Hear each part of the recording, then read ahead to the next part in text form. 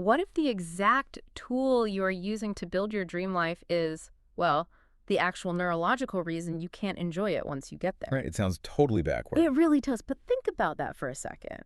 You build the spreadsheets, you track your habits, you grind for that promotion or that fitness target, and when you finally arrive at the finish line, There's just nothing. exactly, nothing, just this hollow, fleeting void and a quiet voice in your head immediately asking, okay, what's next? It really is the great paradox of modern ambition. And, I mean, it points to a massive structural flaw in how we're all taught to operate. Yeah. We have this really fascinating stack of research in front of us today.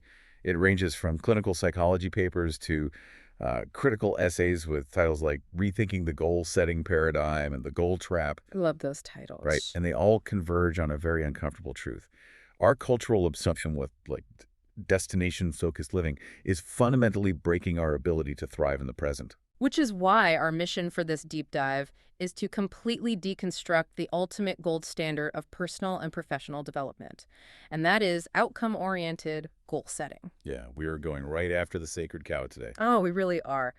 We're going to explore why your hyperfixation on the destination might be the exact mechanism preventing you from arriving. So if you are listening to this and feeling, I don't know, maybe secretly burnt out by vision boards and tracking apps and the endless treadmill of self-optimization, I think this is going to be a massive aha moment. Okay, let's unpack this. Well, the best place to start is probably by just addressing the sheer anxiety that bringing this topic up usually triggers. Oh, for sure. It freaks people out. It really does, because in our current culture, living without a rigorous set of quarterly targets or a 5-year plan is viewed as, well, a form of existential negligence. Wow, existential negligence. That's a great way to put it. Yeah, because the assumption is that without a rigid goal, you'll just drift into total apathy. Yeah. So questioning the validity of this framework feels really dangerous to people. It feels like professional heresy. But, to understand why these goals are structurally flawed, we have to put them under a microscope. We have to look at what actually happens in the brain at the exact moment of achievement. Right, the moment you actually cross the finish line. Yeah. Because the entire sales pitch of goal culture is that reaching the finish line brings lasting happiness. But anyone who has actually hit a major milestone knows that is a complete mirage. It's less like climbing a mountain and more like running on a hedonic treadmill. You do this exhausting, repetitive sprint, you cross the line, and within a week, you realize your emotional baseline hasn't moved an inch. Yeah, and the clinical term for that mirage is the arrival fallacy. The arrival fallacy. Exactly. It's one of the most reliably documented phenomena among high achievers. And the flaw lies in a misunderstanding of our own neurochemistry. Okay, how so? Well, we assume dopamine is a reward molecule. Like, we think we get a massive hit of it because we achieve the goal. But dopamine is actually a molecule of anticipation. It's about motivation. Oh, so it's about the chase. Yes, it spikes in the pursuit, in the craving. So the moment you secure the promotion or publish the book or run the marathon, that dopaminergic drive just drops off a cliff. Wow. Your brain quickly normalizes the new reality through hedonic adaptation, and it leaves this really uncomfortable neurochemical void. And to avoid sitting with that emptiness, we just immediately construct a new, even bigger goal. You don't even give yourself a Tuesday afternoon to celebrate. You just load up a new spreadsheet. Exactly. And our sources illustrate this using Schopenhauer's pendulum. Right, the philosopher. Yeah, Arthur Schopenhauer. He argued that human desire is essentially a pendulum swinging constantly between the pain of wanting something and the boredom of actually attaining it. Pain and boredom sounds like a fun guy. Right. But by constantly setting outcome-oriented goals, we're artificially manufacturing a deficit in the present moment. We're hoping to fill it with a future that, by definition, can never satisfy us for long. Because evolutionary psychology backs this up, right? Yes. Contentment breeds complacency. So we are literally hardwired to be dissatisfied with the present once a goal is achieved. So by constantly focusing on the finish line, we are systematically manufacturing failure. Basically. Because think about the math of a long-term goal. It creates this rigid psychological ledger where you spend like 99% of your time in a not yet state. The not yet state, yeah. Right. So if your goal takes 2 years to achieve, you are effectively labeling yourself a failure, or at least incomplete, for 729 days. It just discards all of your genuine daily development and turns your rich, complex life into this brutal success-failure binary. And that binary fundamentally alters how you interact with the world around you. Yeah. Because when you live in a permanent condition of not yet arrived, the present tense ceases to have any intrinsic value. It just becomes a waiting room. Exactly. It becomes mere preparation for real living. And the texts refer to the social cost of this as the diminished companion effect. The diminished companion. Man, think about the last time you were at a Sunday dinner with your family. Or, out having coffee with a friend. Oh, this happens all the time. You are physically sitting right across from them, passing the salt, nodding along to the conversation. Yeah. But mentally, you are miles away. You're obsessing over a metric from Monday morning. Yeah. You are a diminished companion. You can't even enjoy an unproductive, lazy afternoon without this crushing background guilt that you aren't advancing the mission. Every single experience gets aggressively measured against whether it helps you hit your target. It's exhausting. Oh, wait, let me push back on this a little bit. Okay, go for it. Isn't that dopaminergic drive, that tension of the not yet state, the exact fuel that builds civilization? I mean, doesn't the pain of wanting force us to actually do hard things and achieve greatness? What's fascinating here is that you are describing a system built entirely on the deferral of satisfaction. So yes, the tension propels action. But look at the cost of the transaction. You're trading your actual lived reality, like months or years of your life, for a chemical spike that dissipates in 48 hours. Oh, wow. That's bleak when you put it like that. It is. You're treating your daily existence as a maintenance tax to be endured for a future payoff. And over time, that chronic deferral leads directly to burnout, because the human nervous system eventually exhausts itself trying to live for a ghost. A ghost is the perfect word for it, because that finish line is a psychological mirage. And since it's a mirage, we have to look at the massive toll this journey takes on our actual identity over time. Yeah, the identity piece is huge. Because the person who starts the 5-year plan is absolutely not the person who finishes it. Right. The literature calls this the concept of the evolving self. The evolving self. Yeah, we severely underestimate how much our values, our biology, and our perspectives change.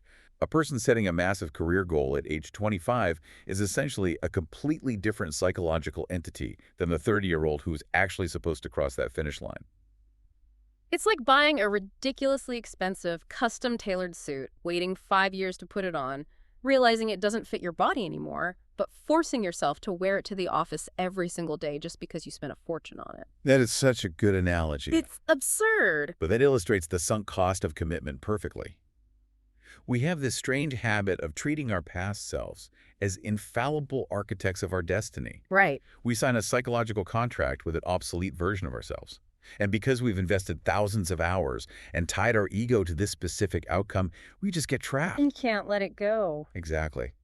The research highlights a profound, unacknowledged grief in modern professionals. They're marching relentlessly toward targets their evolved selves no longer even want, simply because they are, quote, too disciplined to quit. Too disciplined to quit. Man, that hits close to home, because society frames quitting a goal as the ultimate moral failure. It really does. Which leads right into this terrifying concept of identity fragility. When you couple your entire self-worth with checkboxes and outcome metrics, missing a target isn't just a setback, it becomes an existential threat. Yes, your whole foundation shakes. If a macroeconomic shift happens, or you get sick, or a competitor just gets lucky, you don't just miss a goal, you are a failure. That failure shame completely paralyzes the nervous system. Tying your core identity to external variables you only partially control is a recipe for immense psychological suffering. The Stoics warned about this centuries ago, Yeah. Placing your peace of mind in the hands of fortune basically guarantees anxiety. Okay, I hear that. I really do. But if we don't tie our identity to our goals, how do we know who we are? What do you mean? Seriously, if I am not the person striving to make a partner by 35 or the person training to qualify for Boston, what is the alternative? Just floating through life without a professional or personal definition? Well, the alternative is shifting from a performance-based identity to an identity-based habit. Okay, break that down. A performance-based identity is conditional. So, I want to run a marathon. If you blow out your knee, your identity collapses. Yeah. You lose your community, your routine, your sense of self. Because the goal is gone. Exactly. But an identity-based habit is intrinsic. It's, I am a runner. Ah, I see. The focus moves from what you want to achieve to who you are becoming. behavior follows identity naturally. Right. So if you are a runner and you blow out your knee, your identity remains robust. You pivot to physical therapy, you swim to maintain cardio, maybe you coach others. Your sense of self isn't fragile because it isn't tethered to a singular vulnerable event. Here's where it gets really interesting, though, because it's not just our psychology that naturally changes over time. It's the very mechanics of how we set goals that actively blind us to reality. Oh, you're talking about the frameworks we use. Exactly. Let's talk about SMART goals. In the corporate world, if you walk into a Q3 planning meeting and suggest abandoning your SMART goals, people look at you like you just suggested setting the server room on fire. Oh, absolutely. It's absolute dogma. It is. But our sources argue this framework is actually a massive structural flaw. It is an elegant tool for highly predictable mechanical tasks, Yeah. but it's a fundamentally blunt instrument for navigating a complex dynamic life. Yeah. The core failure of the SMART framework is that it systematically privileges the quantifiable over the qualitative. Like it is easy to measure a GPA or a quarterly revenue target or a marathon pace. Right. You just look at the spreadsheet. But it is impossible to accurately measure becoming a wiser person, cultivating deep character, or being a more present partner. And as the old saying goes, the map is not the territory. When we prioritize only what we can neatly measure on a spreadsheet, we start optimizing for the metric instead of the deeper purpose behind the metric. We study for the test instead of trying to actually understand the subject. That happens everywhere. You see this in business all the time. A sales team optimizes purely for call volume because that's the KPI on the dashboard. And in the process, they completely destroy their long-term client relationships. And that hyper-focus creates a dangerous cognitive blind spot, known as inattentional blindness or cognitive tunneling. Cognitive tunneling? Yeah, when you lock onto the one thing, that rigid target you set back in January, your brain systematically devalues adjacent opportunities. Oh, wow. You become blind to the serendipity that actually drives innovation in a meaningful life.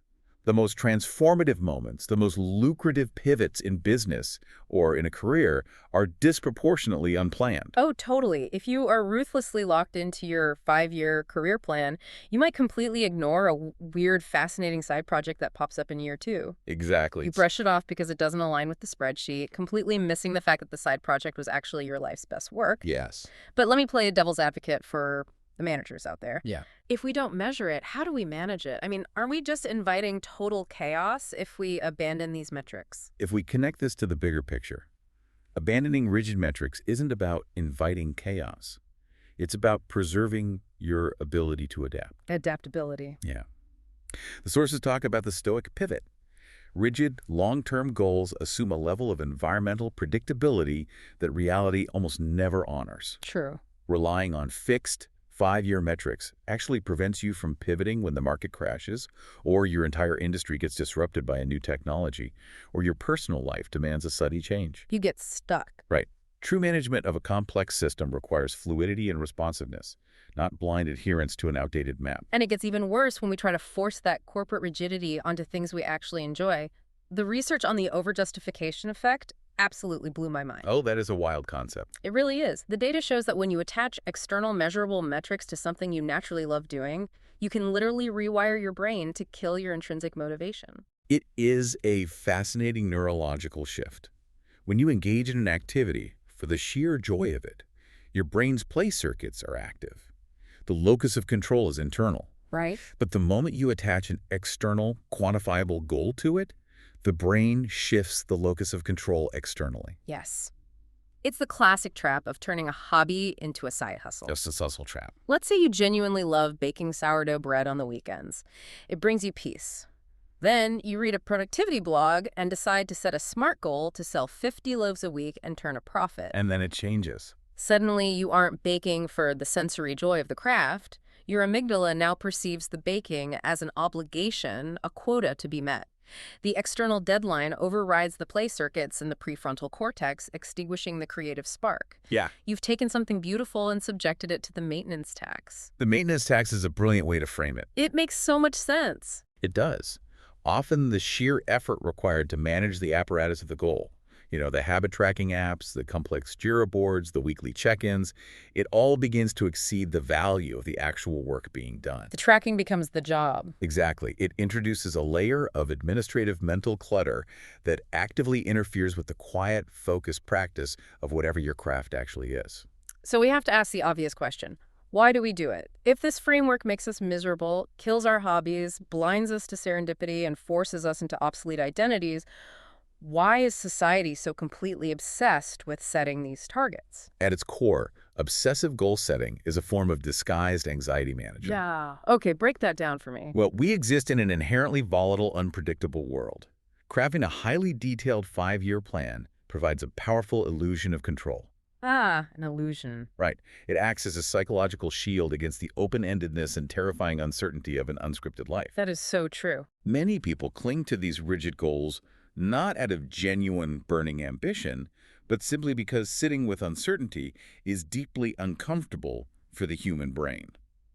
So what does this all mean? Well, If rigid goals are basically just an anxiety blanket that blinds us to serendipity and triggers the arrival fallacy, what is the actual architecture of achievement? Because clearly people are still out there writing brilliant books, building massive companies, and making scientific breakthroughs. yes, of course. How do high achievers actually get things done without falling into this trap? They quietly shift their focus entirely from destinations to systems. The sources point out a fundamental, almost comical irony of achievement. Winners and losers generally have the exact same goals. Right. Every single person standing on the starting line of the Olympic 100-meter dash has the exact same goal. Yeah. Win the gold medal. The Mhm. goal does not differentiate them at all. The differentiator is the system.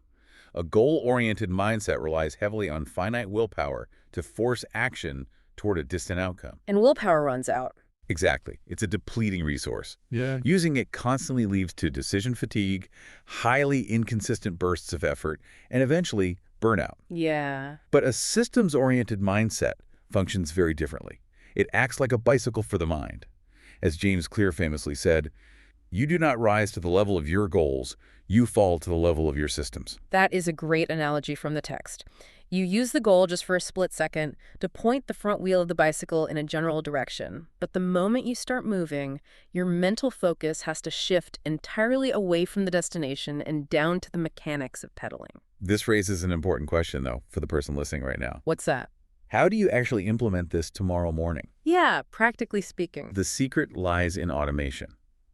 By focusing deeply on the pedaling, the daily habits, the physical environment, the small, repeatable rhythms, those behaviors become neurologically automated. They just happen. Right. They survive and carry you forward, even on the days when your motivation and willpower are completely empty. You stop treating the present moment as a miserable slog to be endured for a future payoff. Instead, the daily execution of the system becomes its own reward.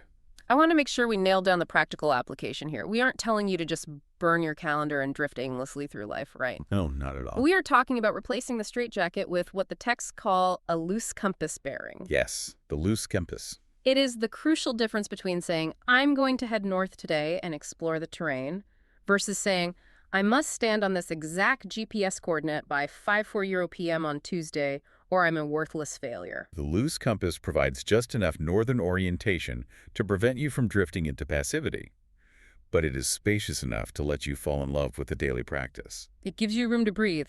Exactly. It leaves wide margins for curiosity, for pivoting when new data arrives, and for serendipity. Winning in a systems-based life doesn't just happen once every 5 years at a finish line. Winning happens every single day that the work is done within your system. It's about accruing mastery quietly. You aren't doing it for the Instagram post of the finish line. You are doing it for the deep internal satisfaction of the craft. Yes, mastery happens beneath the surface of conscious attention. It requires achieving a high quality of presence. Quality of presence. Yeah, the things that are genuinely most worth having in a human life, like deep wisdom, creative mastery, profound character, rich relationships, none of those can be forced through the narrow artificial aperture of a smart goal.